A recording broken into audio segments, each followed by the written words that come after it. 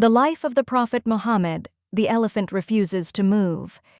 Abraha, who came from Abyssinia, a country in Africa, conquered Yemen and was made vice-regent there. Later he noticed that at a certain time of the year, large numbers of people would travel from all over Yemen and the rest of Arabia to Mecca.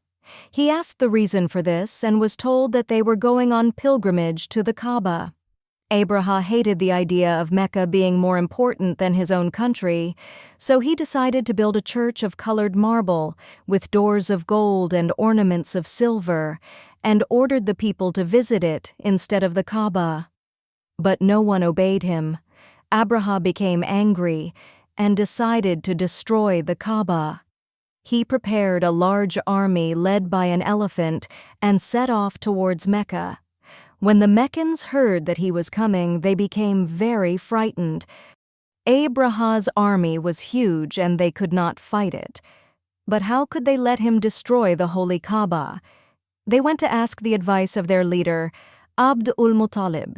When Abraha arrived outside Mecca, Abd al-Muttalib went to meet him. Abraha said, "What do you want?" Abraha had taken Abd al-Muttalib's camels, which he had found grazing as he entered Mecca.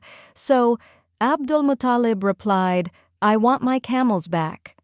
Abraha was very surprised and said, "I have come to destroy your holy Kaaba, the holy place of your fathers, and you ask me about some camels?"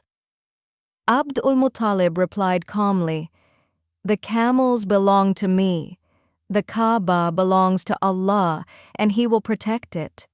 Then he left Abraha and went back to Quraysh and ordered them to leave Mecca and wait for their enemies in the mountains. In the morning, Abraha prepared to enter the town. He put armor on his elephant and drew up his troops for battle. He intended to destroy the Kaaba and then return to Yemen. At that moment, however, the elephant knelt down and refused to get up, no matter how much the soldiers tried to get it to move by beating it.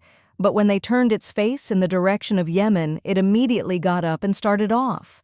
In fact, it did the same in any other direction, but as soon as they pointed it towards Mecca, it knelt down again. Suddenly, flocks of birds appeared from over the sea. Each bird carried 3 stones as small as peas, and they dropped them on Abraha's army. The soldiers suddenly fell ill. Even Abraha was hit by the stones and fled in fear with the rest of his army back to Yemen, where he later died. On seeing their enemy flee, the Arabs came down from the mountains to the Kaaba and gave thanks to Allah. After this, Quraysh gained great respect and became known as the people of Allah, and the year in which these events